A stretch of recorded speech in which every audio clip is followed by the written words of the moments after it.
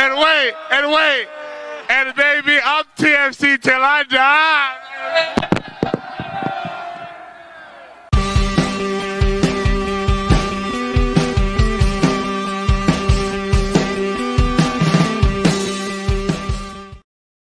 Hello and welcome back to Toronto Till I Die, the Toronto FC fan show. I'm Mike Newell, and your Toronto FC are fourth in the Eastern Conference after 10 games on 16 points. Last year, may we remind you that they finished with just 23. That's it. That's the opening. That's all I got. Take it, enjoy it, love life right now. This week, we are going streaking, talking about TFC's 3-match win streak, or 3 matches winning in a week. We'll talk a bit about the aforementioned Canadian Championship victory over Simcoe Rovers. Heard's the word is back, of course, and we'll get into the 3 big questions facing Toronto FC ahead of their match this weekend at home against Dallas. Without further ado, let's let the good vibes in. With my co-host, Jeffrey P. Nesker, and a triumphant, returning, somewhat tanned, Michael Singh.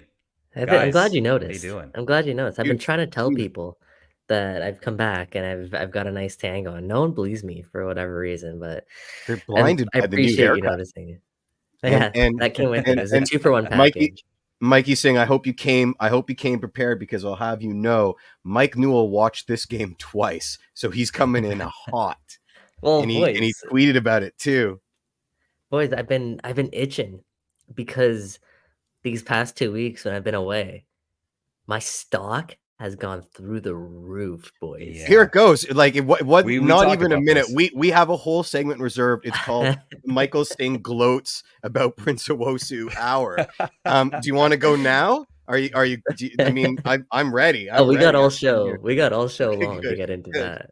Oh, don't worry. Sure. The Warren Buffett. What was the tweet that I read? The Warren Buffett of football takes. Mikey Singh, unbelievable. He bought that stock low, and now to the moon.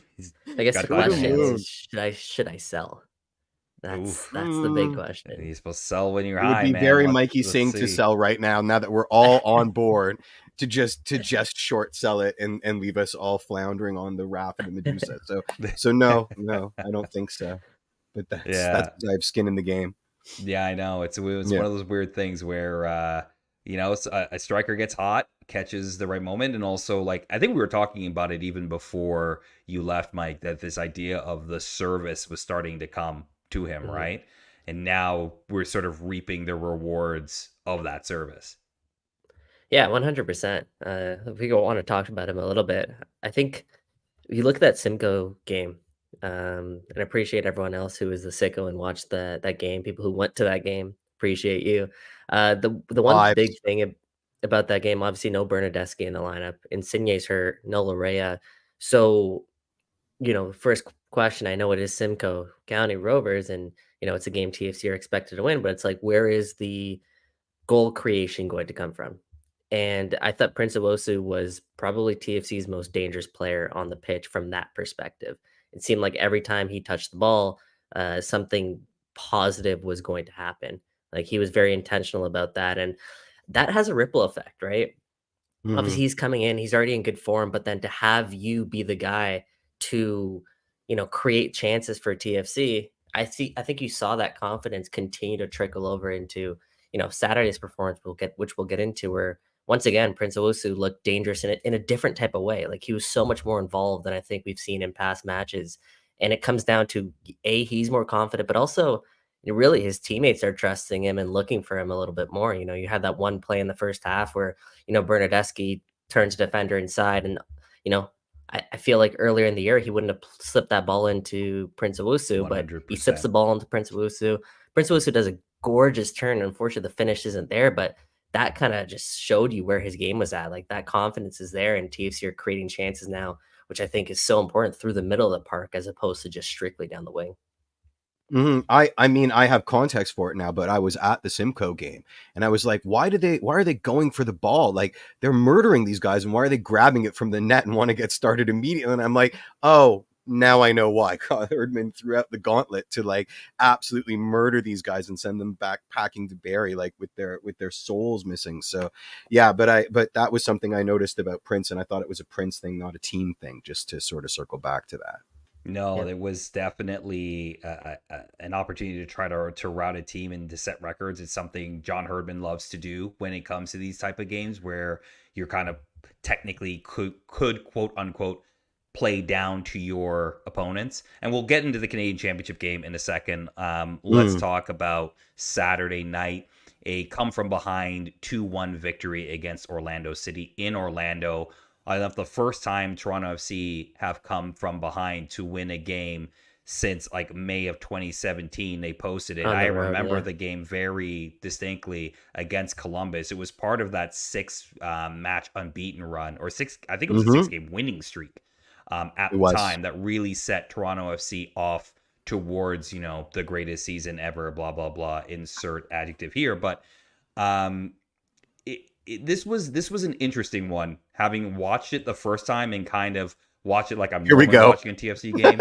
He's got to get in that 2 watches. Gotta. Yeah. And then watching it the second time and then realizing, like, I think this is one of their better performances on the season. Like, it really, like, yes, they went down early, or at least in the first half, but it never felt like they were ever out of this game. And it never felt like Orlando really at any point was actually going to end up getting it. I know they got one and it was called offside, but I really never thought Orlando was going to ever run away with this game. And it just felt like a matter of time that, TFC were going to find a way through. Wanted to get your guys' thoughts on that, because it does feel like TFC are starting to find a really good rhythm in terms of playing with each other at the moment. No, for sure. Yeah. Go ahead, Jeff. No. What you say is going to be infinitely smarter than what I say. So please continue. Like, you can't really argue with that. Yeah, no. So you're right, Mike. They controlled possession. Something they in the past didn't really do well, especially away from home. Even under Herdman, the way that they would set up is fairly negative away from home. But I thought, against Orlando at Exploria, the stadium that you mentioned, very tough environment. The weather is obviously not doing anyone ever any favors there. TFC dictated the tempo of the game. There was the one stretch, which was super important for them to get through. It was at the end of the first half. There was about a good 5 to 10 minute stretch there heading into halftime where TFC kind of had to survive. Maguire got his goal. TFC kind of started to fade a little bit. But aside from that, Mike, you're right. TFC controlled that game, I think, in almost every aspect of it. And they get the 2 late goals, and, they show some heart to get that. And it was a great result, but it was a deserved result. TFC, 100%. I think you can raise your hand and say that they were the better team. It's something they haven't been able to say much of, especially away from BMO Field for the past couple of years. So when you talk about performance and you factor in that they are going against, a more healthy Orlando side, and like I said, a place they just historically haven't got good results, that one's a great result for Toronto FC. Absolutely. I mean, Noel was talking about this on Tunnel Club, that he was pretty displeased with the way Orlando was playing. Especially in the second half. They were sort of playing for a 1-0 victory. They kind of played down to TFC a little bit, and they sort of got their clocks cleaned because of it. They are a bit of a mess, Orlando. Let's be honest. They have Duncan Maguire, and that's great, but they're a bit of a mess, and their goalkeeping is abhorrent. Absolutely abhorrent. Well, that's an interesting one, because Pedro Gallese in MLS has been really good. He's been really good, a pretty solid goalkeeper in the league. But it feels like this year, and it's interesting because you're seeing this against the teams that played in Champions Cup. Now, Orlando, New England, right now they're, I think, bottom 2 in the East, or at least Orlando's third bottom, and then New England obviously is bottom. So you take those 2 results with a grain, I guess. But I mean, in the end of the day, if TFC's objective is to get to the playoffs, you have to beat those teams. And you have to find ways to win those games. And if you just look at the stats from Saturday, I mean, led in possession, led in shots, led in shots on goal, just about every major category that you look at, for one of the first times in a while, TFC won the XG battle, right? Like if you put any stock into that. So from that perspective, you saw a team that, although it took some time to get the goal, in a lot of ways, they, as you said, Mike, really dominated and controlled the match in terms of and especially I found that they really controlled the match sort of in the midfield going towards attack. Yeah. Like they were able to find those spaces. I thought Quajo had a sort of a bounce back start game a little bit. I know they pulled him at a certain point. Matty Longstaff really came in and sort of showed what he can do. And I think this is one where you do need to give a tip a hat to the subs. We're going to get to Fede in a second because we can spend a lot of time talking about Fede. But I just want to give a quick tip of the hat to the subs because I thought they really turned the tide when they Absolutely. came in. Absolutely. And I'm not going to complain about Quajo getting subbed off around the 60th minute because that's when he turns into a pumpkin. And I think that, let's hope in the future he can sort of round into a 90-minute player. It's not the end of the world, especially if you have people to back him up, such as a Matty Longstaff. Matty Longstaff, I don't know who's the better option. Obviously the results speak for themselves, but I don't know who's the better option to start and who's the one to bring up the rear, because what you want from Matty, I didn't see. And he miffed that chance with a pretty open net. Like he sent it into orbit. And I don't know who gets more minutes. I think TFC land is kind of split on that. Obviously, I think my loyalty lies with Quajo, but he's also not a 90-minute player. So there you go. Two different profiles, right? I like the energy that Matty Longstaff can bring in. I thought that was the big thing for him when he entered the game, was just, how so that's it. Just how much he impacted the game through the midfield with his legs. That was such an important thing. Before I dive into the subs a little bit more, which I agree with you, Mike. I think the subs are a great point to raise. You touched on the midfield. Jonathan Osorio, Davy Flores. I'll throw Ozo in there, even though he played a little bit higher up. But Davy Flores and Alonso Cuello, like those three guys combined for a 92% pass completion over the weekend. So that is a testament to just how much they dominated the middle of the park. Having that extra body in the middle of the park was obviously huge, and they really did take advantage of that. Even when Ozo, later in the game, he dropped deeper, it was kind of just plug and play. And you start the game with Davy Flores and Alonso both as more of in kind of this double pivot almost, and then you transition into a more mobile midfield in Ozo and Matty Longstaff, and it really did play into, John Herman's game plan there to be a bit more aggressive. And obviously TFC are trailing, so they're going to try and go for more goals. But then, the addition of Derek Etienne and also Tyrese Spicer and then Kosi Thompson, even at right center back, is a little bit more offensive than Sega Rostad. Like they made some, you could see there was a purpose behind the substitutions. And I agree with you, Mike. I think substitutions made a big difference in this game. Yeah, obviously you look at like Tyrese Spicer getting another goal, in just being in the right places at the right time. Poacher's finish, man, really, it's a great header. Like, really you great can header. See a player that knows how to score goals, right? He's still raw in a lot of ways, but knows his way around net. Absolutely. Yeah.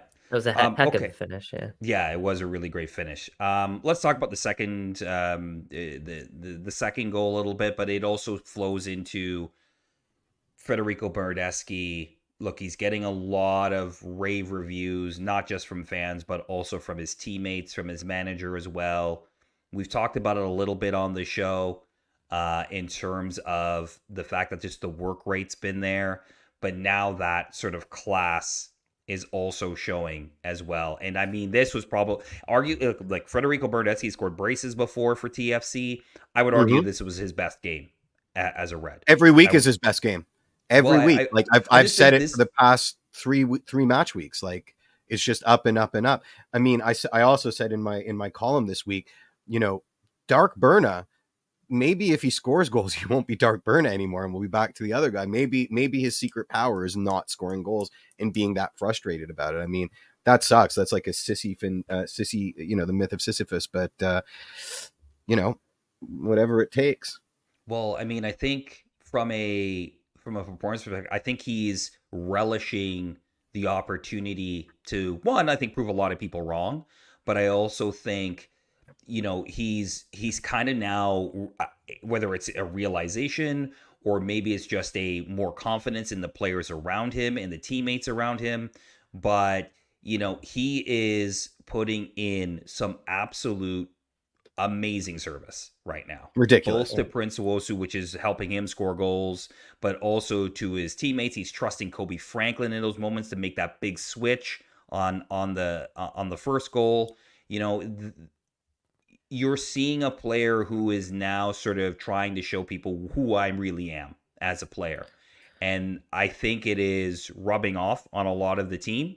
And, I think in the end, this is sort of the title of this episode has Federico Bernardeschi, the redemption arc begun. I know we have a question about it later, so I won't go too in depth into it, but it feels like this is the beginning of that redemption arc. Mike, what are you thinking on that? Yeah. Obviously his play at the end of the game to take on 2-3 defenders and actually make a play out of it stands out, right? That's something that's people are going to talk about. Obviously, you got a tangible goal from it, you got a game winner because of it, and it was really, really nice. Take nothing away from it, but what really stood out to me about Fede was his commitment to both sides of the ball. Really, two-way player. Yep. Very much so. And I think that's I've said it a couple of times on this show. That's when Federico Bernardeschi is at his best. He's not at his best when he is simply in the attacking third and he is creating. He's at his best when he is bought in and he's impacting the ball on both sides. You mentioned, we talk about his work rate all the time. Well, it's for good reason. It's very rare to find a DP with the work rate that Federico Bernardeschi provides. And he has quality. We know this. Obviously, it hasn't translated into, like I said, just tangible goals and assists. But you couple his quality with his work rate. You put him in the right places to succeed, in the right positions to succeed. And quite frankly, I think this game he carried TFC to this game 100%. and to this victory. And like 100%. I said, on both sides of the ball, and that has that ripple or trickle down effect. And it's even more impressive when he's doing this without, Lorenzo Insigne in the lineup, because it'd be way easier for a guy to get frustrated like we saw last year and to, throw his hands up in the air when he doesn't have maybe the type of quality that he's been accustomed to in his past years around him. But instead, he's kind of putting his head down and buying in a little bit more. So for me, that's what kind of stands out still, even though he's not getting, the goals. Yeah. And it's interesting. In the offseason, I had a conversation with Jason Hernandez about this, and one of the things, he asked me was kind of like, well, what do fans really want to see from this team, right? And one of the things I mentioned was like, look, Toronto as a city is very, look, it's got money, it's got some flash to it. You look at sort of downtown and you look at all that money, but really in the end of the day, Toronto in a lot of ways in the surrounding areas is really still a blue collar town. Like that's what Toronto really is. It's just got a little bit of money. And people want to see their stars really work hard. If you think about the Leafs and you think about other Toronto teams, who are the guys people love? Like, of course they love their skill guys, but they love their Darcy Tuckers. Why is Jerome Williams, the Junkyard Dog, still one of the most beloved Raptors of all time? He's not he's not a great basketball player, like great NBA player, right? But people love guys who's the TFC equivalent? Who's like a grit guy, like I would say probably in the sort of Michael the winning era. That's a good question. That's a good question. Like Drew Moore wasn't a grit guy, but like he was a guy that like. I think very much. I think a lot of people think of that, dirty like stuff, that kind of Drew Moore, right? Like just a guy who's going or like to a Nick Hagland. Like, it's a Will Johnson for breaking his leg at the Vancouver Can Champ. Ashton Morgan. Yeah, it's an Ashton Morgan. It's Stephen Beitashour for getting his pancreas destroyed by an errant tackle in the midfield. Yeah, like like a lot of fans, like we do the TFC Legends thing and people vote all the time. You know who we get votes for all the time, who's not going up, but always get Jimmy Brennan? Chad Barrett, yeah. Chad Barrett. We get for Chad Barrett. And I'm like, Chad Barrett's not going up as a legend. But like those kind of guys get remembered. And from that perspective, that's what I'm seeing out of Federico Bernardeschi. Now, of course, he is not, JYD, right? Like he is much more skilled Yeah. than that. But if he's putting in that effort and then the goals will come, because the goals will come, you can kind of see it. He missed one that would have been absolutely gorgeous. Sort of first touch out, called Yes. Jaquil off and And wrapped back to the basically far post. body check Jaquil, like just walked in like in mid stride, just He was taking body that ball. check Man. I Jamal. mean, Right? that But it, first like, touch though, to bring that down in that stride. Oh, I know, right? that's the thing. Find me someone with his quality who works as hard as Federico Bernardeschi. Exactly. And that's what TFC have, I think we all noticed this when he first arrives. His work rate has never really been in question. Was he being utilized in the best spots? I guess is always been maybe the question looking back on it. Like, was he always set up to, get the best out of what Federico Bernardeschi does? Like, you're coming over from Serie A, you're coming over from Juventus, you're a DP, high profile winger. The first thing that people think of is, oh, this guy's going to score goals, right? That doesn't necessarily have to be Federico Bernardeschi. Of course, you want the goals, and I think the goals will come, but he can be a very effective 7, 8, 9, 10 goal scorer in this league and still be DP quality because you're seeing a lot of the other stuff that he can bring to this team and his versatility. Like, there was a point during the match where when Jaquil came off, Fede slots in at wingback, right? He slots in seamlessly. In fact, there you can argue there was an improvement from that position, obviously, when he slotted in there. So yeah, it's very rare to come across that and to see Fede now buy into this a little bit more. I mean, that part's exciting for Toronto FC and John Herdman. Absolutely. Absolutely. And- I mean, he's suffering for the team. It's like he's Yeah. suffering out there, and you can't front on that. And again, you have to point it to the Herdman effect, right? It's real because you couldn't get a song out of him last year, right? Under Bob Bradley, under Terry Dunfield, and now you're seeing a manager come in, give him a clear role and clear responsibilities in terms of who he needs to be in this team, and he has taken it with both hands. And I'll admit, like, we have more than panned him on this show, right? Like, let's be real, we have more than We panned bought him on a this plane show. ticket. And I think at the time it was warranted. It was still warranted at the time. Yep. 100%. But and we'll get to it later, so it won't go too far into this. But I think right now, you realize that he's a piece that could become somebody who TFC fans really embrace, if he can keep this up and keep up this sort of intensity in his play at the moment. Let's jump off Fede for a sec. We talked a little bit about Like Prince. Fede jumps on Prince Owusu. Let's jump off. He jumps on Prince Owusu. Yeah. Sorry, Prince set again. that one up. I had to. Sorry, buddy. No, it's okay. Scores again. Arguably, probably Pedro Gallese should have probably saved it, but who cares? It still goes in. But it was interesting. This was an interesting one for Prince because I feel like this was the most physical game he's had to play in a TFC shirt. Like, the Orlando City center backs were given a very clear task: is get very physical with him and try to knock him off his game. And for good measure, he threw it right back, which I think is something, again, this is something we have not had in a very long time in a striker. Yeah, so he was involved in 24 duels. The next closest player for, let's say, Toronto FC was 14, and that was Fede. So he was definitely, like I said, I felt more involved throughout this match. And one of the things that he doesn't maybe get enough credit for is his willingness and awareness to track back defensively. I think he does actually a pretty good job of this, of seeing if there is, maybe a number 6 that becomes open at the top of the box. He's willing to track back and put pressure at least on that number 6 so that, he isn't completely wide open at the top of Toronto FC's box. So that's something that I think Prince does a pretty good job of. He's also, and I've talked about this, I like the way that he presses. I like the way that he, isn't afraid to. I've always said this about a number 9 in this system, especially playing next to Bernardeschi and City. You need a number 9 that's going to be a little nasty.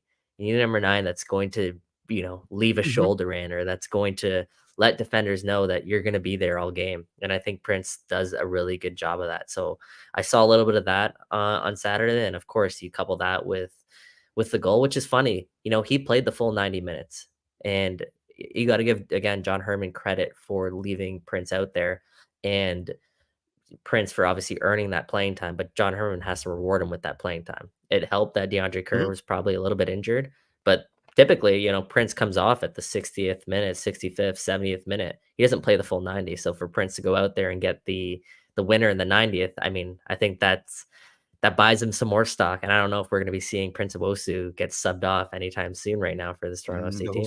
Sure. not when you bury a standing header without jumping. I think you've earned the start for a little bit. Can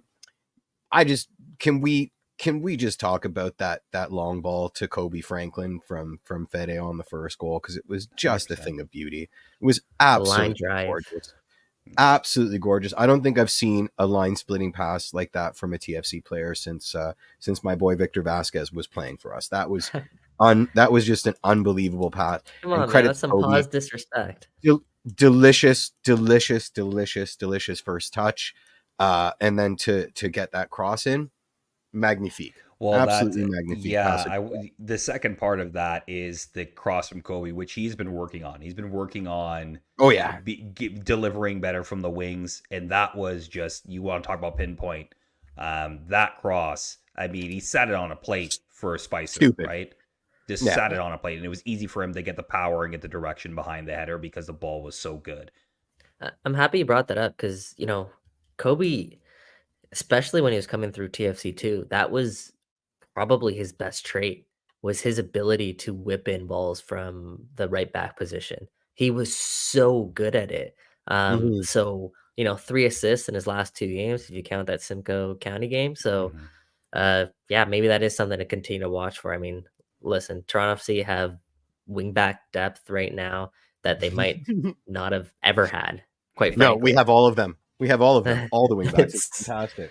I mean, to have Jaquil go down to bring on Tyrese Spicer, and then obviously, Fede slotting in there at wingback as well, taking off Raul Petretta and bringing in, Kobe Franklin. That's, Kobe Franklin's a starter on, I would say, a decent amount of MLS teams. Like he's a really good player, and he's right now like your 4th option at wingback. So that's a nice, I guess, nice problem to have. And it'll be, I mean, look, it's competition too, right? Yeah. And I'm looking ahead, but when Richie Larrea comes back, Jaquil's playing really well too. When's Jaquil going to get minutes? When's Tyrese Spicer going to get minutes? When's Kobe Franklin going to get minutes? Like this is good. This is a good problem to be in, I guess. Good position absolutely. To be in. It's a very good problem for this team to have. We talked a little bit about it. Tyrese Spicer stays hot. Scored in midweek. Scored on Saturday. Scored the tire on Saturday. Just a guy who keeps finding himself in the right spots, right? And being very sort of aggressive for a rookie, in terms of just being direct. And that's a good thing. And then the last thing I'll sort of just bring up here, Sean Johnson, we talked about TFC, sort of dominating this game and rightfully so. But Sean Johnson still had to make some key saves and had to make some key catches in this game, and definitely kept the game 1-0 while at times Orlando had sort of opportunities, let's call it that, to potentially make this 2-0, and that was another big moment. And I think, again, I said it last week, and Mike, I'd actually get your thoughts, because Jeff, you gave me your thoughts on this in terms of Sean Johnson, but I feel like he in the locker room might be the most important one of the, no, I'll say the most important person in the locker room. It feels like he's the guy kind of leading things. Like obviously Fede and Lorenzo and Shane O'Neill are part of the leadership group as well. But in a lot of ways, he's kind of the guy what about the that captain? Is driving a lot of things. You forgot about the captain. Well, yes, but I feel like Osu does it in a different way. Like, there's just a different way that he goes about it. Yeah, no, I'd say Sean Johnson is crucial for that, right? He's a former captain at NYCFC. You saw that nice clip that TFC put out. I was waiting to mention it.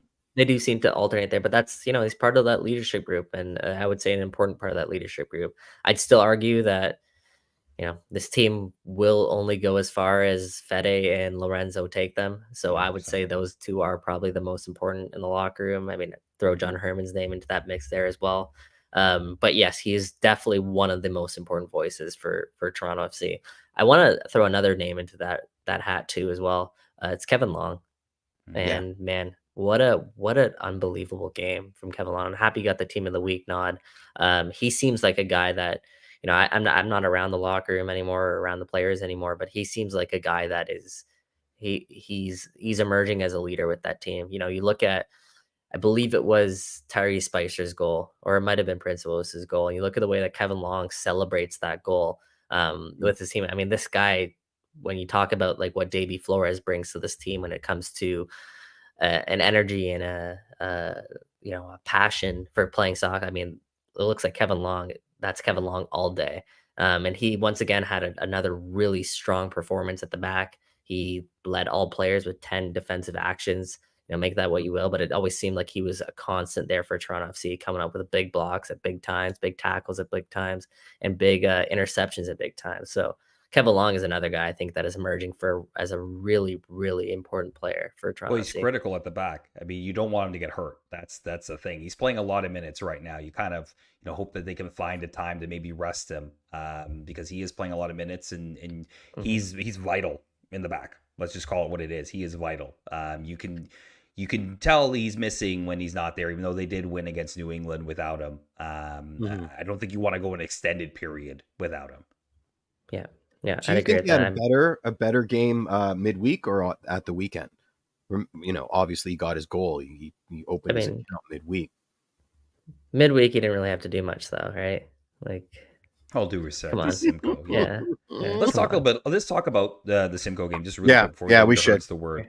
5-0 win over Simcoe Rovers. Just shout out to the Simcoe supporters who showed up. A lot of them obviously are a part of Barrie Soccer Club, which is Simcoe is sort of very much connected to Barrie Soccer Club. But in the end of the day, TFC kind of put their foot on the gas a little bit and got those goals. And look, they outclassed, I should say, an opponent they should outclass in a lot of ways. But a lot of people got some important minutes. Cassius Mailula got his first start, got his goal. There it is. Heaven. I was. People were happy there, for but him. I was. I mean, he didn't end up having to play for TFC2 on the weekend, which was in a win as well. But I think that overall, that might be an important game, like not in the sense of obviously standings and things like that, but it's good to just see the ball going in net 5 times, even if it's against a semi-pro team. Felt great. 10 out of 10. No notes. Although here I come with notes. My biggest takeaway of that game was some of those fringe players proved why they're not getting minutes with the first team in MLS action. Like who? Like who? Go ahead. Amy Mabika. I mean, to not be involved in defending corners and to not be involved in attacking corners against that kind of an opposition. Yikes. And I hate naming names because he was Mr. Cheerleader at the weekend. I mean, he was cheering for those goals more than anybody on the sidelines, and he certainly wasn't. His body language wasn't terrible, and I hate pointing it out, but you hate to see it. You hate to see it. I mean, Kevin Long is burying headers, and Amy Mabika is right beside him on mark. So you do wonder. He's so tall that he definitely should be more of a, I'd say, a threat in the air. I'd agree with that. He had a really strong start to preseason, actually, and only reason why he probably wasn't in the 11 to start the year was because Kevin Long was brought in right before the start of the season. So I think I don't think you're wrong, Jeff. I think there listen, as much as I love him, cash money, right? He was in the right places sometimes. He was very much in the wrong places sometimes, and against a better, more organized defense. His lack of size is going to be a problem. And when you compound that with some roughness in his positioning, he needs work. He needs seasoning. That's for sure. So maybe TFC2 is the move. I can't. You just don't think he's very good. TFC got this one so wrong. I'm sorry. Really? They paid, what is it, reported $1 million transfer fee for Cassius Mayula. Oh my God, they got this one incredibly wrong. In under Elaborate. Is it 21, just size or is it skill? both.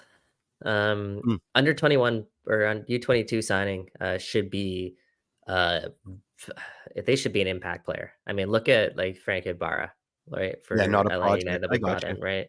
That's a guy who I would say, while his time here was very much up and down, but he's a guy who can make an impact right away, right? Mhm. Cassius Mayula, the fact that yeah, he can only really see minutes against Simcoe County. The fact that yes, he follows out that game playing against TFC2, you know, time and space, sure, you can see there's some quality there, but he doesn't get that time and space in an MLS game. And I think you're going to it take years for Cassius Mayula to become a really big impact player in Major League Soccer. Yeah. And I think they missed it. I do. Oh, you not? Yeah, sorry. Obviously, I dropped out there, I but just went on cash money a little bit. I think they Yeah. missed the You, signing. yeah. yeah, Yeah. Yeah, yeah, I and can see that. unbelievable personality. Like he seems like so much fun, Oh and my seems God. like he I want loves to the be his game. best But friend. like, Yeah. yeah, I just don't think the entire package is quite there in my opinion. Yeah, I think it's just like you can see it even against Simcoe physically. He was just getting pushed a little bit around, and I think that was part of what John Herdman was talking about in his comments in terms of people asking him on media asking him why he wasn't playing, or at least not getting the minutes that Mhm. people thought he would get. And that's part of it, right? But we'll see. He played on the weekend for TFC2 in a 2-1 win against Orlando B. So maybe they're going to give him some more minutes down in MLS Next Pro. USL MLS. Well, you got to Yeah, keep him. You got to keep his boots warm, right? He's yeah, getting minutes in the Can Champ. I don't yeah. think that's in dispute. That's where he's getting his minutes. Uh, and I think you got to keep him warm at this point. So yeah, I love him. I love him, and I think there's a place for him in MLS, but it can't be ignored. It just can't. Yeah, yeah. I don't know. Like I watched some of his first touches. His first touch passes, just not even in the same area code as where they needed to be, and that's against a team where you That is have so fair. so much time and so much space on the ball. I don't know. Like it could be one of those things where he just maybe he hasn't had game action in a while. I saw some moments where it's like, okay, yeah, this guy can clearly dribble, like he clearly has skill, but I don't know if his first touch and his passing is where it needs to be an attacking player in Major League Soccer. I don't know. And you don't think Yeah, this is a Prince thing where he's rusty and he just needs confidence in no, minutes? no. All right. I think Prince had. I mean, the reason why I was so high on Prince because you could see he had a ton of good starting points, and obviously you have the Mhm. size as well, and you couple that with the skill that he had. His first touch was actually pretty decent. I don't see the same kind of like to be someone that size and not have burning pace. It's Yeah, going that's a problem. tough to make a difference. The one thing you can get away with is if you are, have an incredible vision and you could break down a back line with, a single pass or a single, type of movement. And I don't see that either out of Cassius Mayula right now. So I think there's a lot of work that needs to be done in order for him to become an impact player, in my opinion. It's fair. Fair enough. Fair enough. Any other notes? Anybody else disappoint you? I mean, Wednesday seemed so far in the rear view, and I had a lot to say about it while it was the fresh, but Look, it's kind of hard to say like people disappointed you in a 5-0 win. Like I mean, like at the end of the my day, best friend said the same thing. He said, I'm calling out a center back when we registered a clean sheet. But like, listen, uh, fair is fair, right? Like these guys, that was an audition for more minutes, and some of them really squandered that opportunity. What did you think of call up midfielder? I cannot pronounce his name; it's unpronounceable to me. But came in as a sub late in the game. One of the call up young boys. oh, the yes. I mean, like, look, I thought he was okay. I thought, again, it's hard to make big proclamations about it, because this is a team that you're not going to play on a regular basis, right? You're not playing Simcoe County Rovers every other week. Dimitru, right? there it is. Yeah. And I just don't, he looked good against the competition that he was playing against. You're not going to see this at MLS level. I don't think you're going to see him, get brought up to play in MLS games. He's going to be a TFC2 player for the majority of the season. So let's see how he develops there. Hard to make any other pronouncements other than he looked good in the minutes that he got. And I thought he looked relatively seamless into the team. But again, the opposition at that time, you're 4-0 up when he comes in. Like, there's not a lot of pressure. It's not like Simcoe where, they basically at that point dropped to just not get, pasted. So yeah. And my last question, what do you think of the heel turn? The public admission that there was a goal set for the night, and that was to annihilate a team that's owned by ex-TFC players in the was it a bad call or is that, I mean, listen, that's great whiteboard material and I have no problem with it, but do you think it was a mistake to air it publicly? I mean, who's going to be still talking about it except for us? Right? Yeah. Probably the Simcoe County Rovers. Well, that's great, but when are they ever going to be back here again? No, but in all seriousness, like, yes, you want that. You look, that's a game, all due respect. Like, I get it, everybody wants to cheer for the minnow, and no, we're the bigger club. We're here to smash you. That's the point. And I think if you go into no those VIP games, seats for you, you're sitting on the bleachers. Sit on the bleachers. We're gonna smash you. Yeah. Okay. Thank you for coming. You've done. Look. It was a great accomplishment for them to win League One Ontario. They only formed in 2021. It is a growing club. But that said, it's a growing club, That's why on Twitter I was calling for. You're welcome. I was calling for 8-0, right? It should have been. It should have been 8-0. It reminds me of the first year of like CPL, like where they were. There might, but maybe it's like a slight tier below that. But they're, give them 5 years time. If Ontario and football in Canada keep chugging along, then you could continue to see teams like that in competitions like these maybe pull off an upset in a couple of years. Well, it's interesting because right now, no way. Yeah, because it'll be interesting because League One Ontario is doing promotion relegation now, right? So it will be interesting to see how that, if it provides any kind of increase in the amount of 100% that these teams will get. G Money raises an interesting point. G Money's been raising a lot of interesting points over the course of the show, but it wasn't the Rovers fan base; it was the Montreal Vancouver fan bases making a mountain out of a molehill with respect to Herdman's comments. I agree. I also think, it's just going to be shorthand for people when they want to. The F Croatia truthers have more in their toolkit now. I said it in my article. Listen, if being The Rock on his recent heel turn, and don't ask me how I know that because I hate wrestling, but all of you people like it, so I'm kind of stuck. But like, if it's the difference between that and a trophy wins 10 out of 10 every time. I'll be the heel. Absolutely. I'll say the cuss words. Yeah. And then the other thing is, Tertz brings it up. It could have been 14-0, but it wasn't. Why do you think that is? Not going to score on every shot. It's just a reality. Finishing was poor. They didn't have their best players playing. Like, no. A combination of it. Again, like we're really nitpicking on a 5-0 win in the cup, but that is the standard, right? That goes to where what Herman was saying was like, exactly. That's the standard, right? And you can't, just because you're playing a team from Simcoe County doesn't mean you lower your internal expectations, I guess is what Herman was saying. And I'm okay with him being pissed off after the game or happy with his side. Me too. I'm totally fine with that. And yeah, quite frankly, if you want to be that big club, then you should be, maybe not satisfied with a 5-0 win against the League One Ontario side. No, but you're going to take it. Like, in the end of the day, like, you're going to take a 5-0 win and move on. No, I don't disagree with you. Like, I do think they should have scored more, but you're going to take a 5-0 win and no injuries. I'll take that.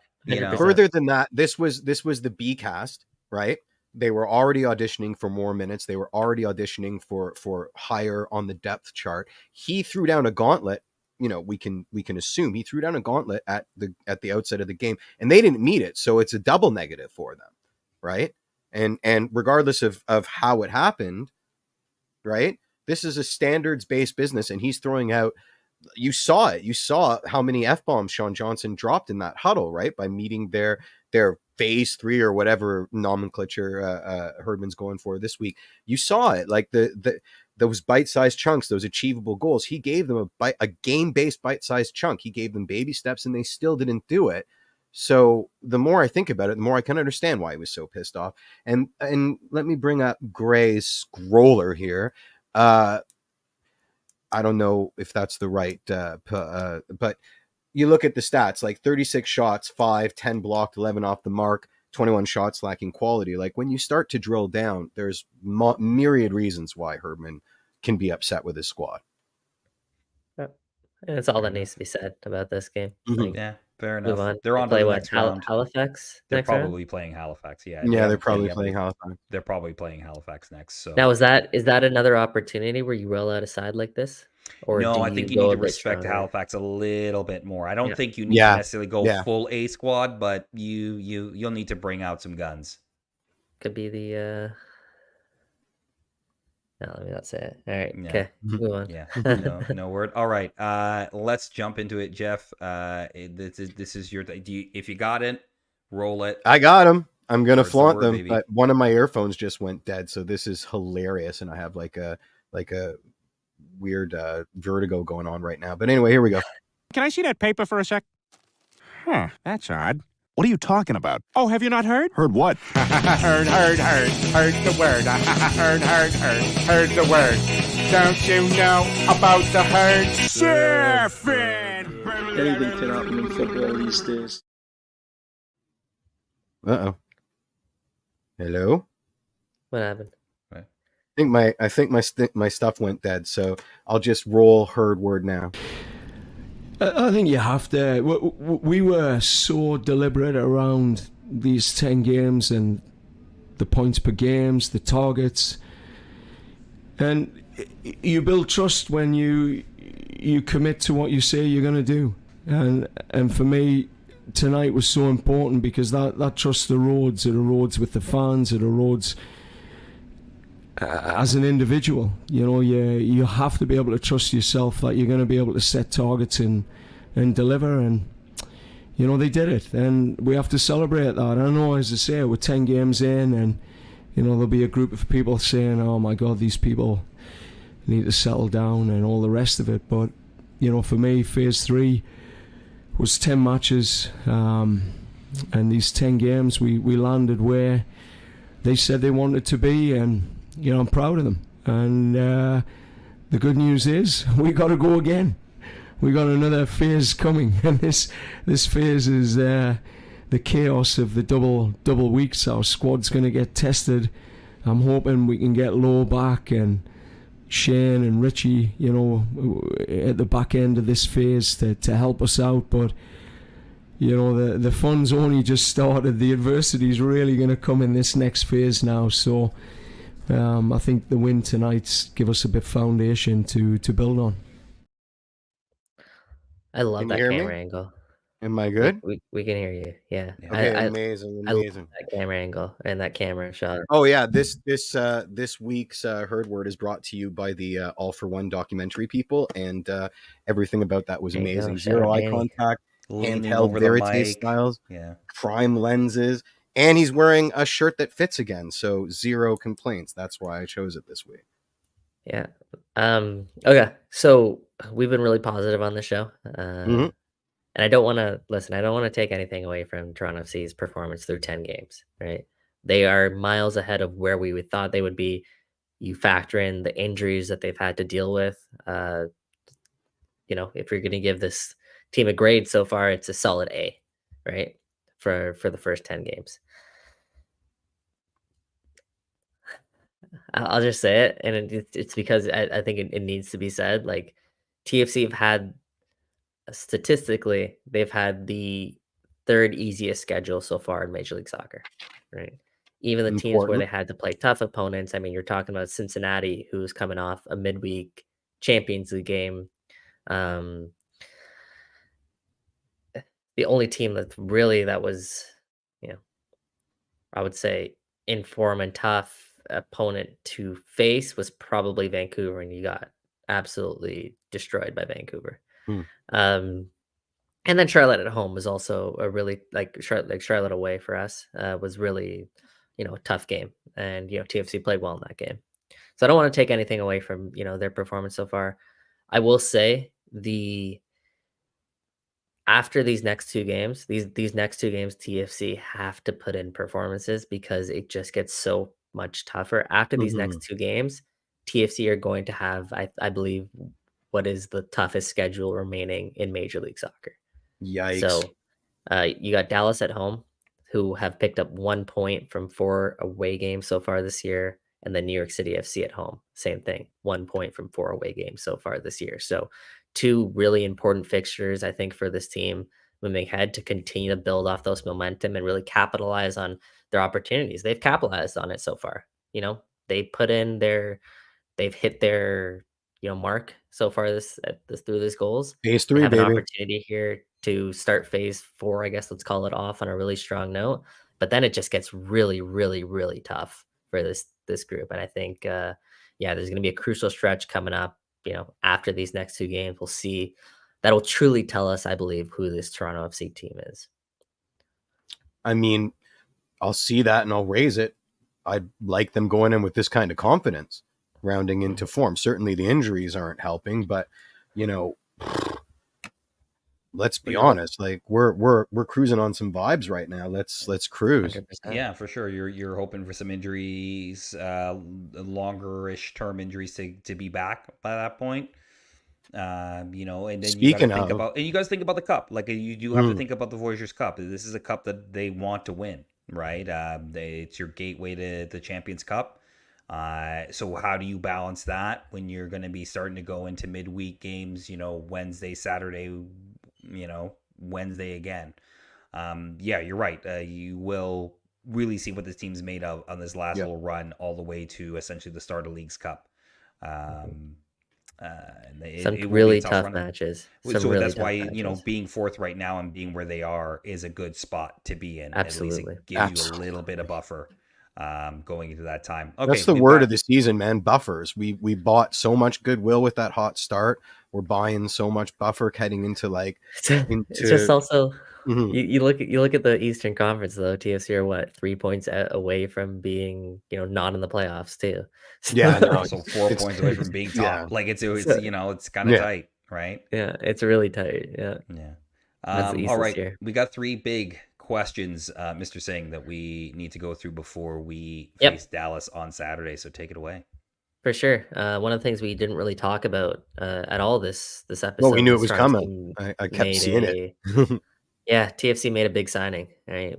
I mean, it was supposed to be. It's funny. Like Jason Hernandez comes out and admits that Derek Etienne Jr. was not Toronto FC's first target. Right? They were after someone who played in Europe, I believe, or overseas was his word. A guy who I think he likened that would have the impact of Davy Flores. So, a significant impact, a guy who, he said, I believe would be a starter for this team. Core starter. Core starter for this team. There you go. So they don't get that player, but they go out and they get a guy in Derek Etienne Jr., an MLS, although he's 27 years old, very much an MLS veteran, a guy who, plays. I mean, he plays. He's more of an attacking player, I guess, but he's still a winger by trade. Like he can play wing back as well. Has in the past, struggled with Atlanta United. TFC make the trade, up to 200,000 in allocation money for Derek Etienne Jr. Important note is that Atlanta's eating most of Etienne Jr.'s cap hit. So really, TFC are not taking a huge risk. Thanks for taking Franco Bar off our hands. Mm-hmm. That's the reciprocation of that. It sure is. Maybe. But listen, they bring in another, like I said, a winger type player. So my question to you guys is, what do you make of the signing? Was it necessary? And how much do you think Derek Etienne Jr. improves this squad? Mike, let's start with you. Well, I think we just talked about it, right? They're going to be going into a stretch of games where they're playing a lot after this. So you need as many bodies, quality bodies as you can. We also talked about it in the cup match that some of the players that you were giving an audition to may not have shown their best in that game. So to get an MLS veteran, still a young guy, right? Still 27, still in his prime, has bags of MLS experience, played for the Red Bulls, played for Columbus, won an MLS Cup in Columbus. Oh yeah. This is a guy who can be very impactful on a team given the right role and given the right situation. I think honestly he went to Atlanta and I don't think it was the best move. I was surprised when he signed in Atlanta. So from that perspective, he doesn't really fit them very well either. So it will be interesting. And in the few minutes he had on Saturday, it's hard to judge again. He clearly looked like a guy who arrived on the plane on like Thursday and didn't know anybody, right? So give him some time to build that recognition with his teammates and sort of understand where they want him to play and what they want him to do and what his specific role is. But guaranteed, John Herdman will have a role for him. And let's see how he does. But I mean, yeah, I'll take the quality body. It's a guy who can score in this league, has proven that he can play in this league. So, solid pickup. And this doesn't not costing you anything, right? It's 200 in GAM and Atlanta's eating most of the salary cap. So not low risk. I agree. I mean, it feels like a Lucas Hansen kind of deal, a Nico Benazet kind of deal. I said this last week. I just hope TFC do right by him and not bench him to, avoid paying GAM to Atlanta based on certain performance incentives. I thought he was great in his cameo. I thought he looked amazing for somebody that just came off the plane and didn't know anybody. I thought he was pretty direct, and I thought he found himself in some very good places. So, yeah, no complaints there. And you can't miss. You're not paying anything. Most of his salary Atlanta's on the hook for. So for right now, it fills a need. It's a necessary warm body. Absolutely, we ride. Yeah, like I don't listen. He had the one good year with Columbus. Right, he had 9 goals. I wouldn't. He had a couple decent years with the Red Bull. Yeah, I remember with the Red Bulls, he was a kind of a big deal. Now we're talking like 2016, 2017 time, right? So sure, like decent year, maybe 5 goals during that campaign. That the one good year was 2 years ago with Columbus, where he had 9 goals, 6 assists. Mm-hmm. Right? As Mike said, went on to win MLS Cup. Since then, he hasn't scored a goal. He's played both at MLS and MLS Next Pro, bounced around. So like, there was like a good run of like, aside from that one campaign with Columbus, there's a good run of like 6-7 campaigns where he scores 1 goal tops. Mm-hmm. So I don't know if I label him as quite a goal scorer per se. That said, like there isn't, aside from Federico Bernardeschi and Insigne, strikers aside, there aren't very many attack-minded players on Toronto FC. And I think that's what he brings to this team. You could tell, like, when he picked up the ball, he sees the game a little bit differently than like a natural wing back like Jaquil Marcheretti picking up the ball in those positions, or even Ozo picking up the ball in those positions. Like Ozo, let's get real, Ozo's more of an 8, right? Mm-hmm. And he's being asked to play as almost a 10 at times in those positions, or more of an attacking winger in those positions, right? So when Derek Etienne picks up the ball, like, is a little bit more of an understanding of how to attack, I guess is the best way to put it. Maybe a little bit more creativity. So I like that part of it. I think what your fear is, Jeff, I think will come true. I believe he will become a bit redundant, right? At a certain point, when TFC get bodies back, I have a tough time envisioning him getting too much playing time. That'd be the only thing that I'll tell you what I noticed. Like his club appearances to goals ratio is not very good, but his international goals to appearances ratio is fantastic. And if that's been scouted him when he was playing for Haiti, I hope we get that guy, not the Atlanta guy, right? So I have some faith there. Yeah. Yeah. I mean, like we'll say, like I said, it's something slightly different, even though he plays a similar position. Yeah. So, Mm-hmm. all right, I guess this is still my thing. Yeah, well, yeah. Let's go to question two. All right, we talked about Prince Owosu a lot, so Jason Hernandez even kind of touched on this, and he spoke about this. You know, TFC were originally going to go out and target a striker because of the recent play of Prince Owosu. They decided to pivot from that. Um, do you guys still think Toronto FC need to go out and sign that number 9, which we always craved? Jeff, I'll start with you. I mean, they didn't, and I don't think they do. I over the last little while, I've thought that they need a 10 more than they need a 9. My opinion hasn't changed. You know, will Owosu stay hot and in form until the summer? Long may, forever and ever. Amen. I hope so. It's always nice to have more, but I don't think it's the most pressing need right now. Mike? Yes. I still think you need to go get it. I don't necessarily know if you need now a DP number 9, but I think you do need quality depth. And like, again, you're talking to the guy who really believes in DeAndre Kerr. I really do think he can be a really solid MLS striker, but I think you need somebody who can push Prince a little bit, and maybe provides us something a little bit different from that perspective.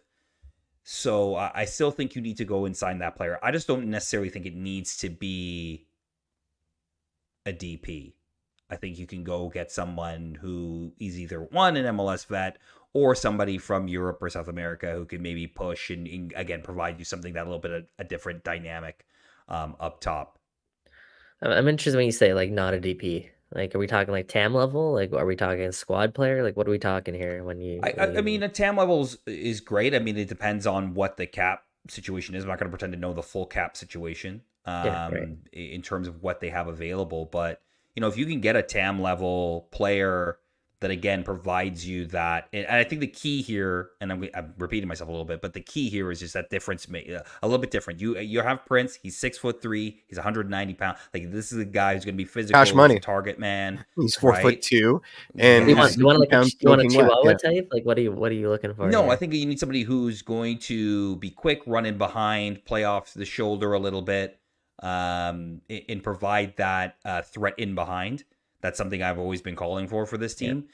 Prince can provide that. I'm not saying he can't, but you want like a Tosei Ricketts type, like that kind of impact. Maybe, maybe a better finisher than Tosei. No offense to Tosei, but there's a bit of a better finisher than Tosei, right? Like, but something like that you can just provide that little bit of pace change, if you will. Really, if they're going to go get a DP, I still think it's got to be some kind of midfielder that can really unlock a warlock play. But I mean, again, that's just my opinion. But from a striker perspective, get someone who can push Prince.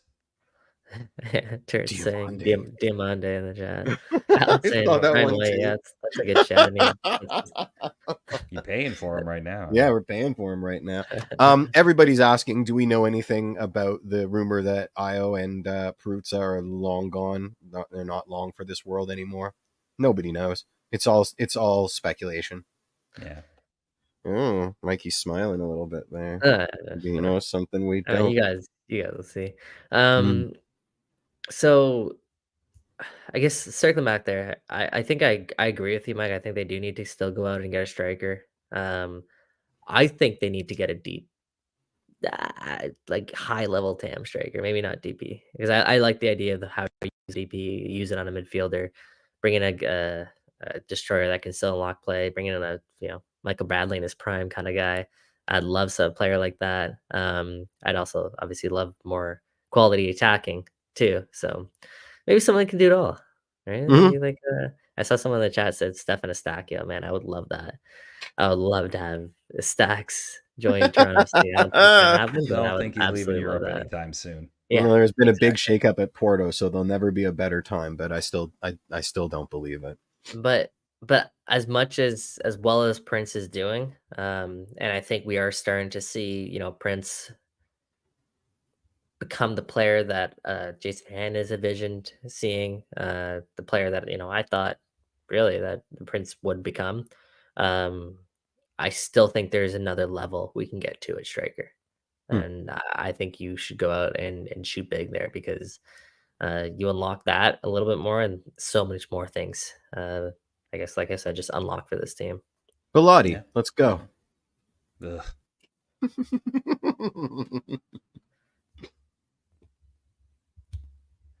All right. Number 3. Right, still my game. Okay, last one. Yeah, we talked about this. So, is Federico Bernardeschi, is he back in the good books of Toronto FC fans? Now, I'm not talking like casual observers that go to the game once in a while and go there and scream and shout for Lorenzo and Fede. I'm talking like the people who watch this show every week, The or sickos. yeah, exactly, you sickos who watch this show every week, or the diehards. Is Federico back in the good books of Toronto FC fans? And Jeff, I'm going to start with you because obviously he was not in the good books. So 100%. How can he not be? Guys, come on. He's ridiculous out there. He's not human.